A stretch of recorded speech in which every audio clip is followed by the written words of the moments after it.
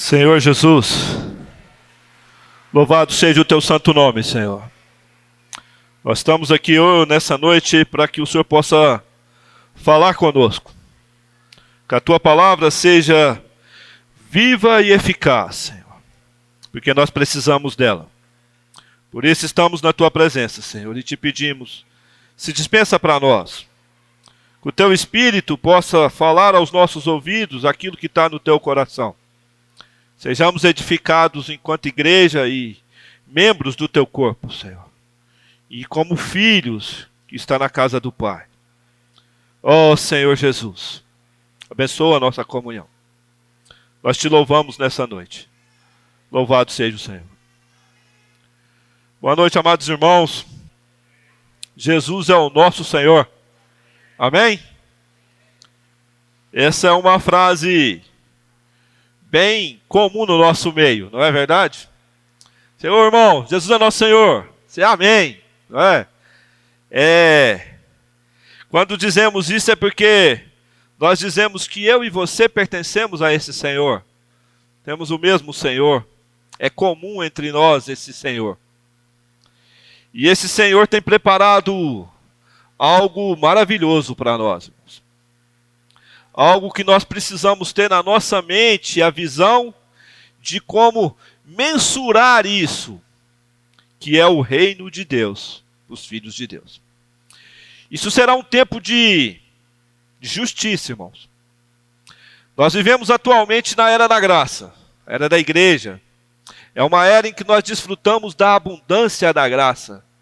Essa graça que se manifestou salvadora a todos os homens. Obrigado, irmão. Salvador a todos os homens e também nos capacita a viver por meio dessa vida essa que nós recebemos quando cremos no nome do Senhor, e que nos dá um deslumbre, o antigozo do que vai ser o reino milenar. Muitos de nós têm medo desse reino porque será realmente um reino de justiça. O reino onde, nessa era que nós estamos, o Senhor tem tratado com os teus filhos e também com aqueles que ainda não creram por meio da graça. A graça do Senhor está disponível para todo aquele que crê no nome do Senhor. É uma era em que nós temos disponível tudo aquilo que precisamos para viver uma vida na presença de Deus. É uma era que nós temos disponível a nós a misericórdia de Deus. É uma era em que Deus se apresenta a nós com um amor imensurável, disposto a nos salvar, disposto a nos amar, acessível a cada um de nós. Mas na era que está por vir, vai ser uma era em que o Senhor vai se apresentar como um juiz. Paulo diz lá no finalzinho do capítulo 4 de 2 Timóteo que ele será um reto juiz. Esse Senhor que nos é graça hoje será um juiz que irá julgar cada um de nós. Todos aqueles que creram e todos aqueles que não creram. Mas aqueles que creram, que viveram a vida nessa terra, dispondo dessa graça maravilhosa e na presença do Senhor, será uma era maravilhosa. Por quê? Porque nós estaremos realmente na plenitude da presença de Deus. Na plenitude da presença desse Senhor.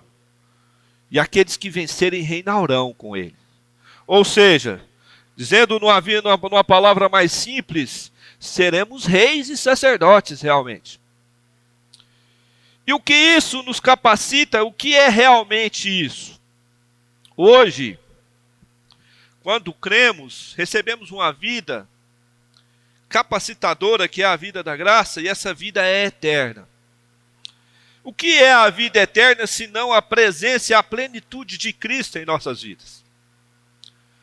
Não é assim? Hoje nós não temos muita, vamos dizer assim, muita noção do que é essa vida eterna, porque a era que nós estamos vivendo ainda tem esse Espírito falando dentro de nós não dispomos da plenitude dessa vida eterna.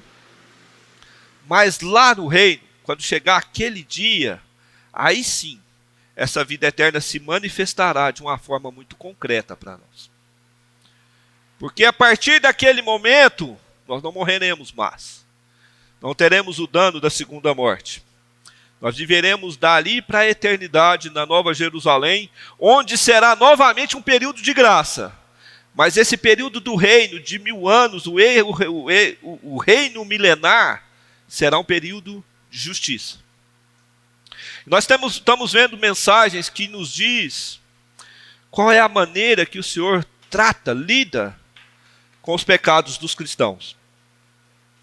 Hoje será mais uma delas. E por que o Senhor quer lidar com os nossos pecados na atual era? Para que quando chegar naquela era de justiça, nós possamos nos apresentar aprovados na presença do Senhor. Os irmãos estão percebendo isso nessas mensagens? Muitas vezes, essas mensagens, por falar de pecado, por falar de tratamento, de santificação, de obediência, traz aos nossos ouvidos algum peso. Não encaramos dessa forma, irmãos. Nós estamos num período de treinamento, entre aspas. E esse período de treinamento é um tratamento para que a gente seja aprovado naquele dia.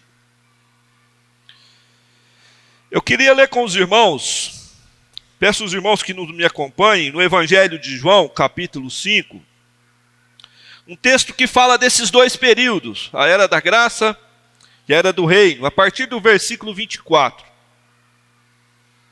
que diz: em verdade vos digo, quem ouve a minha palavra e crê naquele que me enviou, tem a vida eterna. Não entra em juízo, mas passou da morte para a vida. Em verdade vos digo que vem a hora e já chegou, em que os mortos ouvirão a voz do Filho de Deus, e as que o ouvirem viverão. Que tempo é esse, irmão? Que hora é essa que já chegou? É a atual era que nós vivemos. Todos nós já ouvimos essa voz, eu creio aqui que todos nós já ouvimos essa voz. Passamos da morte para a vida. Queria dizer algo para os irmãos que me impacta, que me mostra, assim, sempre me chamou a atenção nisso. Nós passamos da morte para a vida. Se a gente inverter a visão do ângulo disso, quando a gente vê o que o Senhor vê nesse mundo, Ele vê um mundo de mortos. É como se o Senhor Jesus olhasse para esse mundo e olhasse para um cemitério. A palavra de Deus diz que esse mundo, o curso desse mundo jaz do maligno. A palavra de Deus também afirma para nós, de forma bem clara, que o salário do pecado é a morte. Efésios 2 nos diz que nós, qual era a nossa condição? De mortos em pecados e delitos. O Senhor nos tirou disso, irmãos. Nos tirou desse cemitério espiritual que é o atual mundo. Você sabe o que? Quando a gente vai num velório, no enterro, você chega lá no cemitério, se você estiver sozinho, está tudo quietinho, caladinho, não é assim? Lá. E ali se torna um lugar de reflexão. O quanto pode ser breve essa vida, não é verdade? E se você olhar lá nas lápides, tem aqueles que viveram 1 ano, 2 anos, 10 anos, 30 anos, 50 anos, 80 anos, até 100 anos, de todas as idades. Para uns a vida foi bem breve, para outros foi bem longa. Mas esse período de vida enquanto nós estamos vivendo aqui, nós temos a oportunidade de ouvir essa voz. E que nós ouvimos essa voz, então, nós receberemos essa vida eterna. E essa vida eterna se manifestará lá no reino. Como é que ela vai se manifestar? De uma forma bem interessante. Versículo 26 diz assim: porque assim como o Pai tem a vida e em si mesmo também concedeu o Filho ter a vida em si mesmo, e lhe deu autoridade para julgar, porque ele é filho do homem. Esse mesmo Senhor que nos deu a vida eterna, também a autoridade para nos julgar. Deus deu autoridade para Cristo para nos julgar. Esse mesmo Cristo que se deu por nós é aquele mesmo Senhor que vai ser juiz lá na frente. E o versículo 28 diz: não vos maravilheis disto, porque vem a hora, agora tem uma hora que ainda não chegou, a hora futura, em que todos os que se acham nos túmulos ouvirão a voz e sairão. Aqui já não fala mais de uma morte espiritual, mas de uma morte carnal, daqueles que estão nos túmulos, dos corpos mortos, aqueles que morreram e foram enterrados. Ali o Senhor vai chamar uma segunda vez, e todos ouvirão essa voz e ressuscitarão. Agora sim se manifesta a vida eterna, essa que nós recebemos. Versículo 29. Os que tiverem feito o bem para a ressurreição da vida, e os que tiverem praticado o mal para a ressurreição do juízo. Aqueles que viveram por meio dessa vida eterna, ressuscitarão para a vida, para o desfrute da vida, para o desfrute da presença do Senhor, para estar realmente lançando mão dessa vida eterna.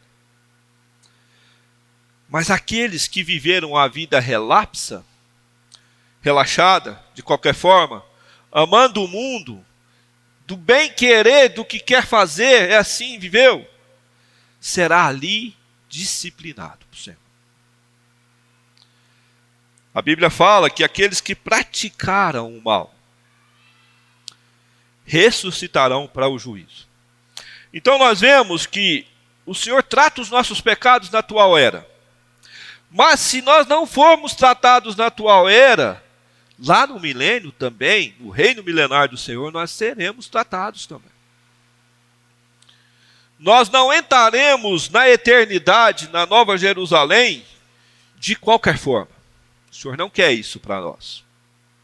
Vai haver um período, eu não sei como, para explicar para os irmãos de palavra como será isso, isso pertence ao Senhor, mas a palavra nos mostra que ali nós seremos disciplinados, se vivermos uma vida relapsa de qualquer maneira. Aí a gente pergunta, irmãos, mas a vida aqui já não é tão difícil. Irmãos, a vida do cristão realmente não é fácil. Pedro diz que é necessário que sejamos contristados por várias provações. Ele diz que é necessário para que a nossa fé seja provada. E isso é algo que vai acontecer no meio de toda a irmandade, como um fogo ardente surgindo no meio de nós. E ele fala, não estranheis esse fogo, não ficais maravilhados, não ficais assustados com essas coisas, porque é necessário isso. Para que quando nós chegarmos naquele dia em que ouvirmos a voz do Senhor de novo, nós não tomamos um susto.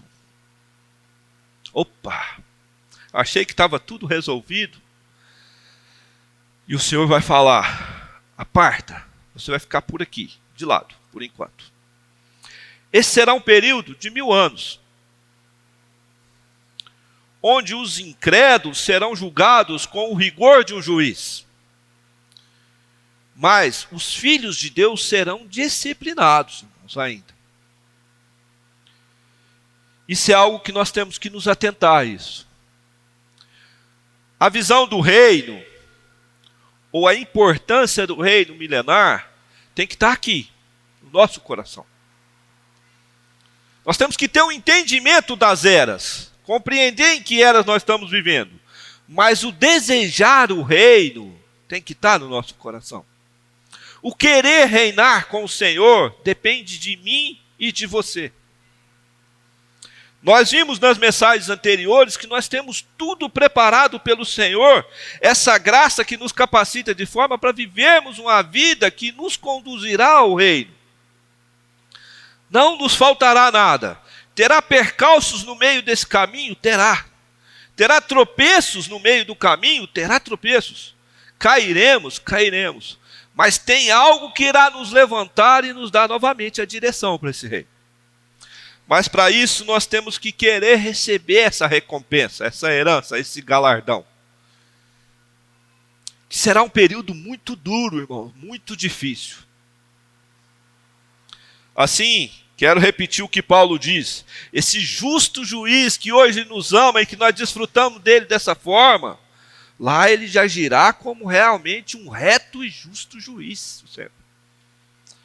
Se nós pensarmos como a maneira que Deus age, nós vimos no comecinho dessas mensagens como o Senhor nos salvou. Veio o problema do pecado e Deus tinha que resolver o problema do pecado. Mas Deus é amor. Ele nos amou de uma forma incondicional. Ele queria salvar esse homem e salvou o homem com grande e imenso amor. Ele nos amou de tal maneira que ele deu o próprio filho dele. Mas ele não deixou de fazer justiça. Deus nos salvou com imenso amor, mas com o rigor das justas exigências do próprio Deus. Foi feita justiça lá na cruz. Foi Cristo quem pagou o preço. Naquela cruz tem todo o amor de Deus, mas também tem toda a justiça divina. E se tem algo que não muda ao longo das eras, são dois fatos quanto a Deus: o seu amor e a sua justiça. Irmãos, desde o início, Deus age com o homem com amor e com justiça. Na atual era, o Senhor nos ama, nos dá a sua graça, mas Ele também é justo conosco. E na era futura, no reino milenário, ali Ele vai deixar o amor de lado por um período. Mas Ele vai ser justo. E na próxima era, que é a eternidade, ali sim nós desfrutaremos da plenitude de um Deus que é totalmente amor. Mas haverá esse período. Eu queria ler com os irmãos sobre um rei, lá em 2 Reis, rei Ezequias. Para quem não conhece a história do rei Ezequias, eu vou ler um pouquinho, ver capítulo 18, para que a gente possa apresentar esse rei. Capítulo 18, versículo 1, diz assim: no terceiro ano de Oséias, filho de Elá, rei de Israel, começou a reinar Ezequias, filho de Acás, rei de Judá. Tinha ele 25 anos de idade quando começou a reinar e reinou por 29 anos em Jerusalém. Sua mãe chamava-se Abi e era filho de Zacarias. Olha quem era Ezequias. Fez ele o que era reto perante o Senhor, segundo tudo o que fizera Davi seu pai. Aqui nós vemos um rei que fez o que era reto perante o Senhor, vivia na presença de Deus. Versículo 5 diz assim: confiou no Senhor Deus de Israel, de maneira que depois dele não houve seu semelhante entre todos os reis de Judá, nem entre os que foram antes dele. Ele confiava no Senhor de uma forma grande, porque se apegou ao Senhor e não deixou de segui-lo, e guardou seus mandamentos que o Senhor ordenara a Moisés. Pergunta os irmãos: bom rei? Muito bom. Confiava no Senhor, se apegou ao Senhor, guardou os mandamentos do Senhor, fez o que era reto ao Senhor. Mas lá no finalzinho da vida do rei Ezequias, no capítulo 20, os irmãos acompanham, por favor. Eu quero ler somente o primeiro versículo. Ezequias adoeceu de uma enfermidade mortal. E Deus manda o profeta Isaías falar com ele. Fala assim: veio ter com ele o profeta Isaías, filho de Amós, e disse assim o Senhor: põe em ordem a tua casa, porque morrerás e não viverás. Nós olhando aquelas primeiras porções de capítulo 18, o reinado de Ezequias estava uma bagunça? Não estava. O reinado de Ezequias tinha alguma coisa errada? Ele tinha se desviado de alguma coisa? Não. Ele confiava no Senhor e guardava os mandamentos dele. Mas aqui Deus diz algo especificamente para Ezequias: põe em ordem a tua casa. Põe em ordem a tua casa. Irmãos, hoje o Senhor está perguntando e falando para nós: o que precisa pôr em ordem na sua casa e na minha casa? Essa ordem aqui não é de arrumar as bagunças, é de ordenar, de pôr em ordem de prioridade, de pôr aquilo que é realmente importante em primeiro lugar. Mas tem algo que nós devemos nos atentar. O que é as suas prioridades? Para os jovens, estudar, fazer uma faculdade, ter uma carreira, trabalhar naquilo que formou, né? Conseguir conforto financeiro e assim viver disso. Para os mais velhos, talvez realizar um sonho, alguma coisa, outro, saúde. Eu não sei o que seria financeiramente um valor que você pode estipular que você tem agora uma vida confortável. Se eu tivesse tanto, minha vida está resolvida financeiramente. O que é a sua prioridade? Agora eu quero perguntar para os irmãos o que Deus realmente perguntou para Ezequias. Você sabe o que é importante para mim, Deus? O que é a minha prioridade na tua vida? Você conhece qual é a prioridade de Deus para mim e para você na sua vida? Você vive por meio dessa prioridade? Isso tem tudo a ver com o reino, irmãos. Se nós vivemos atualmente, na presente era, mesmo que seja uma vida reta como a do rei Ezequias, lutando só pelas nossas prioridades, ordenadas por nós mesmos, lá no reino, nós sofreremos as consequências disso. Porque tudo que está nesse mundo é perecível e corruptível. Tudo que você adquire desse mundo vai ficar aqui nesse mundo. Se nós fizermos um checklist aí de prioridades, qual que será o número 1? Qual que será o primeiro item da sua lista? Irmãos, nós somos salvos pela graça do Senhor. Desfrutamos da infinita misericórdia do Senhor. E essa graça hoje nos capacita a estarmos na presença do Senhor. Tudo isso é algo que nós sabemos. Mas essa mesma graça também nos capacita a conhecer o que está no coração de Deus. Essa mesma graça que nos fortalece, que nos dá saúde, que nos dá vida, que nos dá alegria, que nos dá prazer, que nos dá desfrute das coisas boas desse mundo. Essa mesma graça também nos capacita a conhecer aquilo que está no coração de Deus. Eu queria ler junto com todos os irmãos, porque se nós alencarmos a nossa lista de prioridade, o primeiro item dessa lista tem que estar em Mateus 6:33. Queria que os irmãos lessem comigo esse versículo. Amém?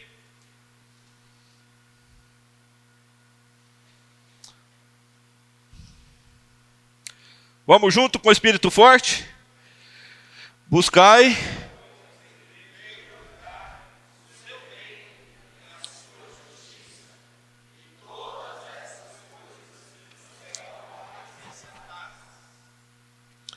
Qual é o primeiro item da nossa lista?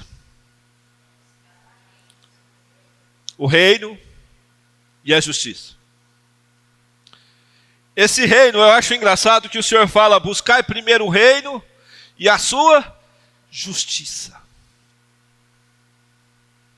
Retidão, seriedade. Mostra que vai ser um reino para aqueles que forem vencedores, maravilhoso.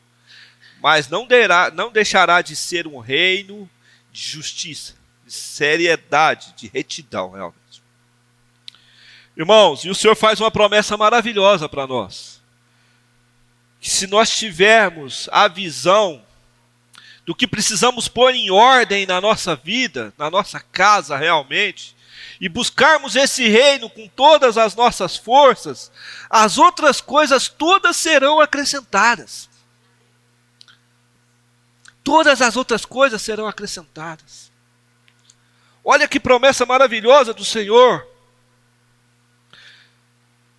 Você acha que alguma promessa do Senhor falhou, irmãos? Então, se você buscar o reino com todas as suas forças, com todo o seu coração, vai te faltar alguma coisa?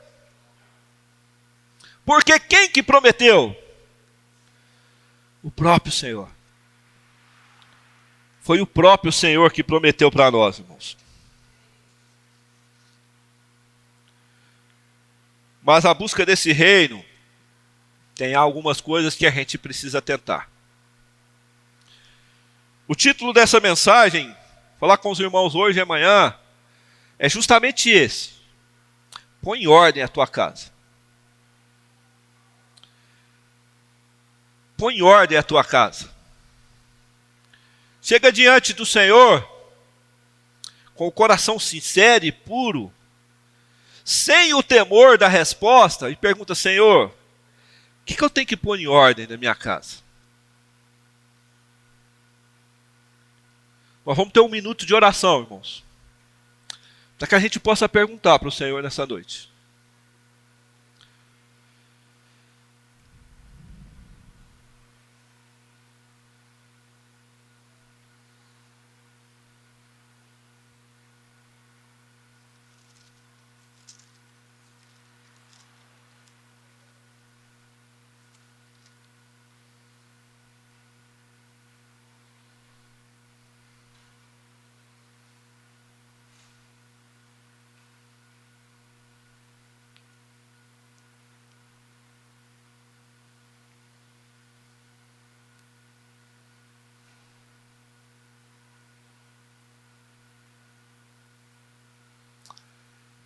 Amém? Irmãos, daqui para frente na mensagem eu vou falar de 3 pontos que vai influenciar diretamente daquele tempo que nós vamos viver com o Senhor no reino. Não com a profundidade necessária por causa do tempo, mas vou tentar ser sucinto com os irmãos nesses 3 pontos. Que são o amor às riquezas, o perdão e o julgamento e a misericórdia. Aqui em Marcos 10, é uma passagem bem conhecida dos irmãos. A partir do versículo 17, tinha um homem que queria ganhar a vida eterna. E ele diz: e pondo-se Jesus a caminho, correu um homem ao seu encontro e ajoelhou-se, perguntou-lhe: bom mestre, que farei para herdar a vida eterna? Lembra do início? Onde é que vai ser realmente a manifestação da vida eterna que ganhamos? Lá no reino, não é? Esse homem, então, queria estar no reino. Respondeu-lhe Jesus: por que me chamas bom? Ninguém é bom senão o que é Deus.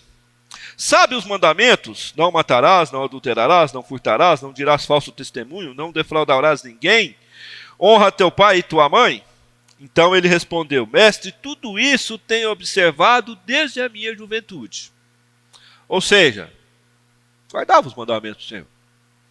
Irmãos, o interessante do versículo 21 aqui, que tem uma palavrinha que diz assim: Jesus, fitando, o amou e disse: olha, o Senhor falou com ele com amor. E disse: só uma coisa te falta. Vai e vende tudo o que tens, dá aos pobres e terás um tesouro no céu. Então vem e segue-me.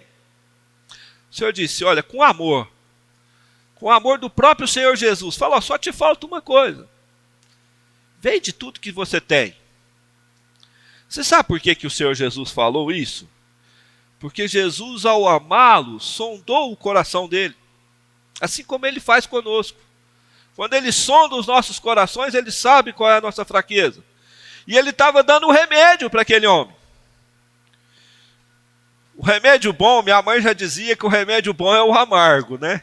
Quando você tomava, a gente era criança, aquele remédio ruim, toma, menino, esse remédio é bom, e tinha que tomar. E era, falava: mãe, é ruim, essa coisa é muito ruim. Mas não, mas esse é que vai te curar, remédio amargo. E o Senhor deu um remédio para ele. Ele, porém, contrariado com essa palavra, retirou-se triste, porque era dono de muitas propriedades. Ele era um homem rico. E o Senhor, ao amar, o amor do Senhor vai em encontro ao nosso amor. Ao sondar o coração dele, sabia que ele não queria a vida eterna porque amava o Senhor Jesus. Ele queria a vida eterna para poder viver bem, para continuar a regalia dos bens. Mas o Senhor conhecia o coração dele. Então Jesus, olhando ao redor, disse aos seus discípulos: quão dificilmente entrará no reino de Deus quem tem riquezas. Os discípulos estranharam essas palavras, mas Jesus insistiu em dizer-lhes: filhos, quão difícil é para os que confiam nas riquezas entrar no reino de Deus. Aqui há um princípio: a confiança no dinheiro, nas riquezas. Eles ficaram sobremodo maravilhados, dizendo entre si: então quem pode ser salvo? Jesus, porém, fitando neles o olhar, disse: para os homens é impossível, contudo para Deus, contudo não para Deus, porque para Deus tudo é possível. O Senhor pode mudar o coração e muda o coração daquele que ama o Senhor sobre todas as coisas. Agora a gente pode pensar, todos nós, mas eu não tenho riqueza, não sou um rico. Mas tem pessoas que não têm o dinheiro, mas acham que o dinheiro é a solução de todos os seus problemas. Tem pessoas que não têm as riquezas, mas as ama como se as tivesse. Acha que se ganhar na Mega Sena, todos os seus problemas estão resolvidos. Tudo resolve assim, só basta alguns milhões na conta.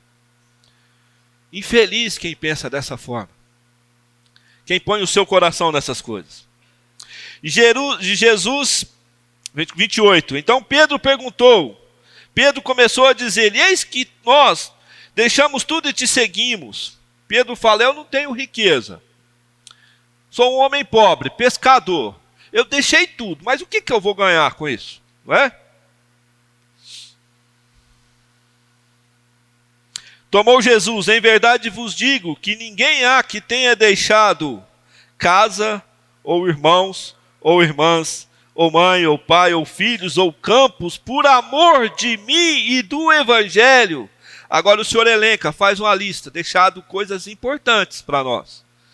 Irmãos, não é importante? Não está dizendo não ama os seus irmãos? Casas, campos, coisas muito importantes para nós. Mas não há quem tenha deixado todas essas coisas que não receba no presente século o cêntuplo, 100 vezes essas coisas. Ele fala que não receba no presente o cêntuplo de casas, de irmãos, de irmãs, de mães, de filhos, de campos. Agora tem uma vírgula: com perseguições, e no mundo que há de vir a vida eterna. Porém, muitos primeiros serão os últimos, e os últimos serão os primeiros. E o Senhor está mostrando, assim como naquela lista, nós tivemos aquela lista lá: buscar primeiro o reino de Deus e as outras coisas vos serão acrescentadas, que se nós tivermos um coração de renúncia e amor ao Senhor e o Evangelho, também não nos faltará nada. E olha que juro maravilhoso, 100 vezes mais. Poupança hoje eu acho que não dá nem 1%, né? Não sei, dá nem 1%. Aqui dá 100 vezes mais, irmão. Não é um bom negócio? Não é uma boa troca? Você crê nisso, irmãos? O que você tem que pôr em ordem na sua casa? Pensa nisso. Senhor Jesus. Irmãos, parece, quando fala de bens materiais, muitas vezes a gente torce o nariz. Porque realmente é algo que na atual era nós precisamos. Mas o nosso coração não pode estar nessas coisas. A riqueza, os bens materiais, a posição que a riqueza traz, o benefício que a riqueza traz, as portas que a riqueza abre nesse mundo, tudo aquilo socialmente que nos faz, que nos dá, é o efeito disso, não pode ganhar o nosso coração de uma forma em que você vai trocar pelo reino milenar com o Senhor.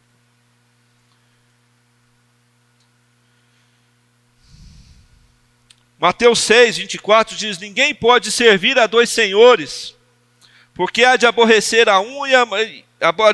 de um e amar ao outro, ou devotará a um e desprezará o outro. Não podeis servir a Deus e as riquezas. Aqui o Senhor coloca quase que em pé de igualdade. Você e o seu coração é que vai desbalancear isso, vai colocar em ordem isso. O que é o seu Senhor? Porque não dá para agradar os dois, não dá para ter os dois, não dá para conciliar as duas coisas. Irmão, vou parar de trabalhar, vou viver numa caverna. Não é isso que Deus quer. Deus quer que vivamos bem, com conforto, com prazer, com alegria. Mas o nosso coração tem que estar colocado aonde? Qual é a ordem? Qual é a sua prioridade? É a minha prioridade. Podemos ter as riquezas? Podemos ter, mas o seu coração está nisso? Depende disso? Existe um ditado popular que eu acho que se encaixa, que diz assim: dá riqueza e poder ao homem, você conhecerá ele. É um jargão popular, isso. Mas eu acho que com muita sabedoria. Porque o nosso coração, ele é enganoso, desesperadamente corrupto. Só testando. Aqui esse homem que nós lemos, ele tinha tudo na vida. Tinha riquezas, tinha bens, guardava os mandamentos, vivia uma vida certinha. Mas ele desejava ter a vida eterna. Mas naquele ranking de prioridade dele, as riquezas eram o número 1. O primeiro item da lista dele eram os bens materiais. E tudo aquilo que acompanha. Que o Senhor tenha misericórdia de nós, irmãos. Eu queria ler com os irmãos também Mateus 18. Acho que dá tempo.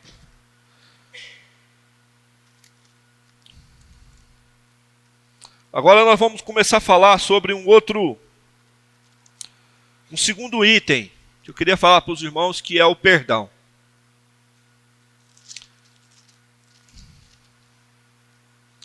Mateus 18, a partir do versículo 23, como isso está relacionado com o reino? Diz assim: porque por isso o reino dos céus é semelhante a um rei que resolveu ajustar conta com os seus servos. E passando a fazê-lo, trouxe-lhe o que lhe devia 10.000 talentos. 10.000 talentos é uma dívida impagável para um trabalhador. Não tendo ele, porém, como pagar, ordenou ao Senhor que fosse vendido ele, a mulher, os filhos e tudo quanto possuía, e que a dívida fosse paga. Aqui está um senhor ajustando contas com seu servo. Ele não tinha como pagar. E o Senhor dá a sentença: vende tudo que ele tem, mulher, filhos, tudo, para que ele possa pagar a dívida. E tudo que ele tinha não pagava nada, era irrisório, não conseguia pagar a dívida. Então o servo, prostrando-se reverente, rogou: sê paciente comigo e tudo te pagarei. O Senhor sabia que ele não tinha como pagar. E o Senhor daquele servo, compadecendo-se dele, mandou-o embora e perdoou-lhe toda a dívida. Aqui nós vemos um Senhor compassivo, misericordioso, que conhecia, sabia qual era a necessidade daquele servo, sabia que ele não tinha como pagar, e ele lhe perdoou e mandou embora. Você se identifica nessa posição? Como o Senhor nos perdoou? Nós tínhamos como pagar a nossa dívida de pecado? A imensa dívida que nós tínhamos com Deus, nós não tínhamos. Nós não tínhamos condição. E uma vez que nós nos achegamos ao Senhor, Ele nos perdoou. Nos mandou embora.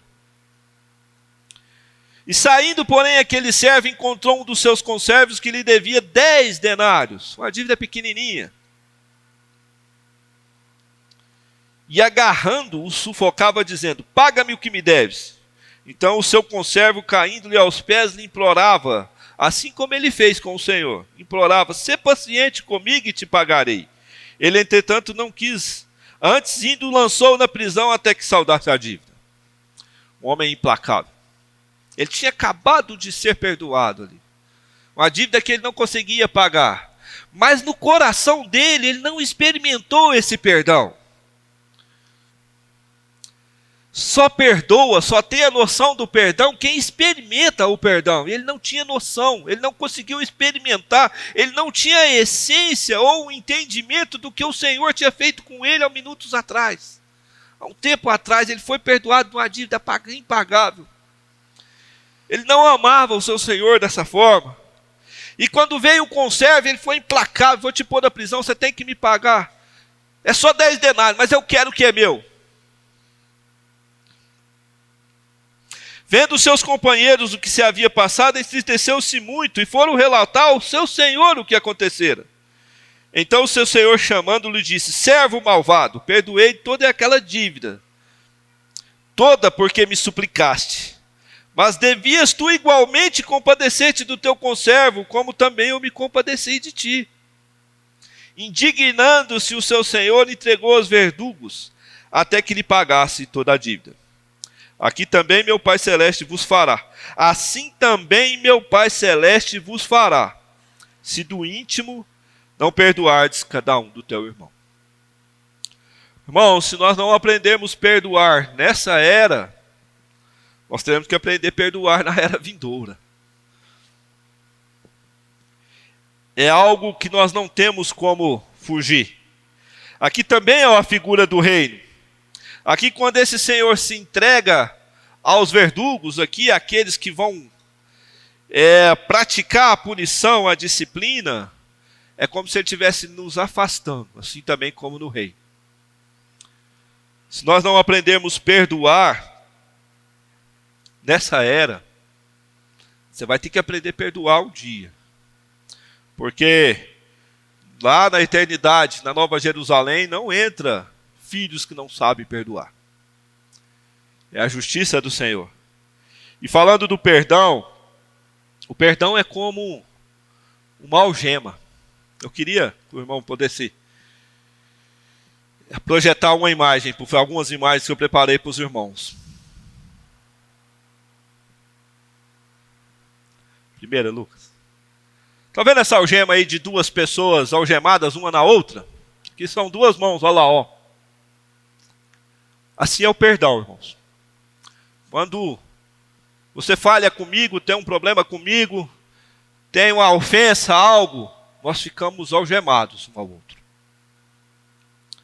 Mateus 6, 14 e 15. Pode deixar, Lucas, pode deixar a imagem, por favor. Diz assim: porque se perdoardes os homens as suas ofensas, também vosso Pai Celeste vos perdoará. Se, porém, não perdoares os homens, tampouco vosso Pai perdoará as vossas ofensas. Ou seja, nós estamos presos uns aos outros. Como essa algema. Se alguém fez algo para você, ou fez algo por você, nós que somos cristãos, estamos dessa maneira. Essa é a imagem que descreve o perdão. Se você não perdoar, você continua preso assim. Os nossos pecados são tratados com Deus de uma forma.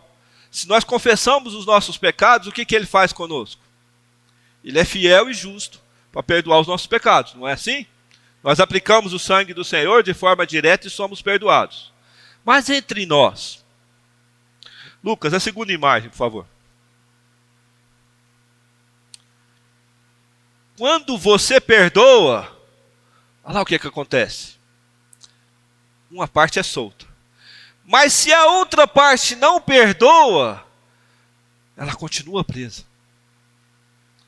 O perdão tem que estar dos dois lados. A palavra diz, aqui também em Colossenses 3, suportai-vos uns aos outros, perdoai-vos mutuamente. Olha como é que é isso. Caso alguém tenha motivo de queixa contra outro, e assim como o Senhor vos perdoou, assim também vos perdoais. Mesmo que você não tenha feito nada de errado, mas se o irmão tem alguma queixa contra você, nós precisamos perdoar. Se você não perdoa, é como ali, ó. O irmão te pede perdão, você não perdoou, ele está solto. Mas você não perdoou, continua preso. Terceira imagem, Lucas. Está vendo que foi quebrada a corrente no meio ali? Ali para quebrar uma corrente daquela precisa de quê? De muita força, não é isso?